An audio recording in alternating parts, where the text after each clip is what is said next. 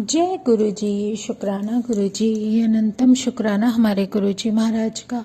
ओम नमः शिवाय। शिव जी सदा सहाय। ओम नमः शिवाय। गुरु जी सदा सहाय। शुक्राना, अनंतम शुक्राना। अपने परमात्मा का जितना भी, जैसे भी, जब भी मौका लगे शुक्राना करना कभी मत भूलना, क्योंकि वो मालिक पता नहीं हमारे कैसे कैसे कष्ट अपने ऊपर ले लेते हैं, जिसको हम कभी समझ भी नहीं पाते। पता नहीं हमारे जीवन की इस यात्रा में परमात्मा हमें किस पल, किस क्षण से अपने दर्शन देने लगे, लेकिन जो भी शुरू से, जब से भी जर्नी हमारी शुरू हुई है, उसमें कब, कहाँ, कैसे, कितना, कहाँ, किस हद तक उस मालिक ने बचाया है, ये सब सिर्फ हम ही समझ सकते हैं। लेकिन वो भी तब जब उसकी मर्जी होगी, जब वो अपनी दी हुई रहमतों का जो हमारी आंखों पर पर्दा होता है हटाएंगे, तब उसको कुछ हम समझ पाएंगे। सच में कभी कभी परमात्मा को भी शायद अपनी वो प्यारी सी चीज़ छुपा कर रखनी पड़ती है जो उसकी बहुत कीमती चीज़ होती है। कोई भी हो, कुछ भी हो, नहीं चाहते वो कि तुम सबकी नज़रों में आओ, तो तब वो अपनी उन प्यारी संगतों को उस रास्ते पर, उस भीड़ से बचा कर रखते हैं कि कहीं उस भीड़ में वो खो ना जाए। कहीं ना कहीं कोई ना कोई मकसद छुपा होता है। उन्हें सिर्फ कल्याण करना है और कल्याण करवाना है। अगर उन्होंने अपनी किसी संगत को कुछ रास्ता दिया है, दिखाया है, तो उसका मतलब ये नहीं कि उन्होंने सिर्फ उसका कल्याण किया है। वो चाहते हैं कि उनकी संगत भी जितना हो सके और लोगों की मदद करें, उनकी उस हर मुश्किल में सहायता करें जिसमें से वो निकलना चाहते हैं। तो ये तो सब उसकी रज़ा है। उसकी रज़ा में जितना हम अपने अंदर एक ऐसा स्थान बनाकर अपने परमात्मा के लिए रखें कि वो परमात्मा जिसने इस घड़ी तक संभाला है, आगे भी वो संभालेगा, और उस विश्वास को कभी अपने जीवन से खोने ही ना दे। पता नहीं, खुद सोचो, कभी हमारे जैसे किसी भी संगत के मन में कुछ हल्का फुल्का सर में दर्द हो जाए, बॉडी में पेन हो जाए, तब भी हम बर्दाश्त नहीं कर पाते। और वो जो हमारे कुछ भी कष्ट होंगे वो अपने ऊपर लेंगे, और जितना भी पेन होता है, चाहे कोई बीमारी है, चाहे कोई आपको कष्ट है, कुछ भी है, कोई भी रोग है, वो अपने ऊपर लेते आए हैं और लेते ही रहेंगे।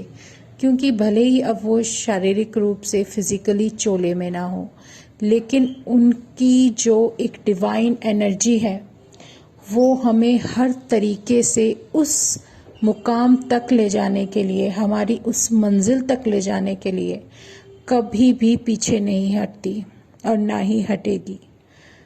जिसका हाथ, जिस संगत का हाथ उसने थाम लिया सो थाम लिया, उसको वो कभी नहीं रास्ते में छोड़ते। वो परमात्मा तो किसी को भी नहीं छोड़ता। बस फर्क इतना है कि हमारे जैसे इंसान, हमारे जैसा मानव जब इन चीज़ों को, इन बातों को हल्के में ले लेता है और उस शक्ति का कहीं ना कहीं अनादर करे या फिर उसको इग्नोर कर दे, तो ये सारी कमियां हमारे अंदर है, भगवान के अंदर नहीं। परमात्मा तो हर तरीके से, हर समय, हर वक्त हमारे साथ है, लेकिन जो भी गलती, जो भी कमियां हमारे अंदर होती हैं, वो सब उस परमात्मा से मिलने में जो बाधा बनती हैं, वो बहुत मुश्किलें पैदा करती हैं। लेकिन जो विश्वास है ना, वो विश्वास हमसे हमारा परमात्मा कभी कम नहीं होने देते। वो हमेशा यही हमें दिखाते हैं, दर्शाते हैं। कोई विज़न है, कुछ भी है, जो कुछ भी हमारे जीवन में चलता रहता है, उस सब के ज़रिए हमें कुछ ना कुछ ऐसे लेसन देते रहते हैं कि जीवन में आगे बढ़ने के लिए कोई भी ऐसा काम, ऐसा कर्म हम ना करें कि जो पहले कर्म मुके हैं, गलती से भी वो कर्म इतने कठिन ना हो जाएं कि आने वाला वक्त हमारे लिए और मुश्किल पैदा कर दे। कितना शुक्राना करें हम अपने परमात्मा का। पता नहीं कहाँ कहाँ से कैसे कैसे निकाल कर लेकर जा रहे हैं। बस गलती हमसे ही हो जाती है जो उस पर विश्वास में उस हद तक हम नहीं पहुंच पाते जिस कसौटी तक मेरा परमात्मा हमें लेकर जाना चाहता है। बहुत सारे ऐसे दायरे हैं, बहुत सारी ऐसी लिमिटेशंस हैं, बहुत सारी ऐसी प्रक्रियाएं हैं।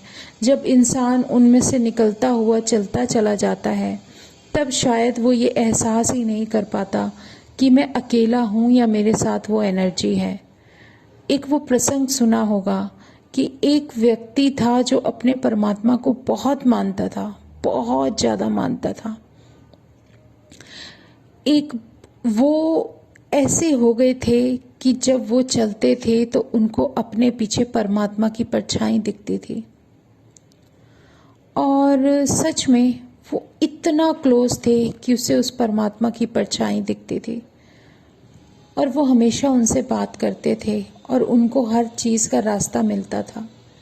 लेकिन जब एक कुछ समय बाद ऐसा वक्त आया कि वो व्यक्ति जो कि काफ़ी धनवान था, उसके ऊपर ऐसा कष्ट आया कि उसके पास उतना धन नहीं था, और वो उस मुकाम पर थे कि शायद उन्हें अपना कोई रिश्तेदार भी पहचानने से इनकार कर दे। क्योंकि जब व्यक्ति के ऊपर कोई बुरा वक्त आता है ना, तो सबसे पहले उसके आसपास के लोग, उसके सगे संबंधी, उसके रिश्तेदार सब छोड़कर भाग जाते हैं। सिर्फ मतलब से मतलब रखते हैं, क्योंकि वो जानते हैं कि अगर हमने इसके साथ कुछ भी वास्ता रखा तो शायद हमें धन से इसकी मदद करनी पड़ेगी। और वो शायद हर किसी की किस्मत में नहीं होता कि कौन आपके कितने करीब रहेगा और कौन आपको छोड़कर भाग जाएगा। आपने देखा होगा कि जब जहाज डूबता है ना, तो उसमें सबसे पहले चूहे निकलकर भाग जाते हैं, क्योंकि उन्हें ये एहसास तो होता नहीं कि शायद ये नाव डूबने से बच जाए, ये जहाज डूबने से बच जाए, और जब बच जाएगा तब वो अपना क्या मुंह दिखाएंगे। तो ये सब चीज़ें, ये जो कुछ भी हालात परिस्थितियाँ होती हैं ना, ये हमारे जीवन में हमारे उस पहलू को दिखाने में बहुत ज़्यादा एक ऐसा मील का पत्थर साबित होती हैं कि हमें ये सोचने पर मजबूर कर देती हैं कि जिन चीज़ों की आंखों पर पट्टी बांधी हुई थी, या जिन वास्तों को, जिन रिश्तों को तुम अपना मान के बैठे रहते हो, उनमें से कोई भी तुम्हारा नहीं है सिवाय परमात्मा के। क्योंकि जब तुम दुखी होते हो तो बात करते हो अपने परमात्मा से, सुखी होते हो तो बात करते हो अपने परमात्मा से। सच यही है, जीवन का सबसे बड़ा सच यही है कि जब तुम कुछ भी एहसास करते हो तो वो एहसास तुम्हें तुम्हारे परमात्मा तक मिलने का रास्ता दिखाता है। जब उस व्यक्ति का धन उसके पास नहीं था, लेकिन उसके साथ उसका परमात्मा था। एक दिन वो समुद्र के किनारे टहल रहे होते हैं, और अचानक से उन्हें लगता है, क्योंकि अब तक रेत में चलते वक्त जो उनके पीछे दो परमात्मा के पैरों के निशान थे, वो अब नहीं नजर आ रहे, और वहां पर सिर्फ उस रेत में सिर्फ दो पैरों के निशान थे जो चल रहे होते हैं, जो उसे दिखते हैं। तो वो कहने लगे कि परमात्मा, आज से पहले तो तू जब भी मेरे साथ रहता था तेरी परछाई मुझे दिखती थी, तेरे वो चलते हुए 2 कदमों के निशान मेरे पीछे दिखते थे। आज तो सिर्फ 2 ही कदम दिख रहे हैं, 2 ही पैरों के निशान दिख रहे हैं, क्योंकि मैं तो सोचता था कि तुम मेरे साथ रहोगे, लेकिन आज तो तुम भी मेरा साथ छोड़ गए। क्योंकि आज जो वक्त मेरे ऊपर है, शायद उसमें तुमने भी मुझे छोड़ दिया। ये विचार उस व्यक्ति को बहुत परेशान करने लगा। तब परमात्मा ने उससे कहा कि ये जो वक्त तेरे ऊपर आया है ना, ये वक्त, ये तो सबको काटना ही पड़ता है। कुछ ना कुछ तो प्रारब्ध तुम्हारा है जो तुम्हें भोगना है।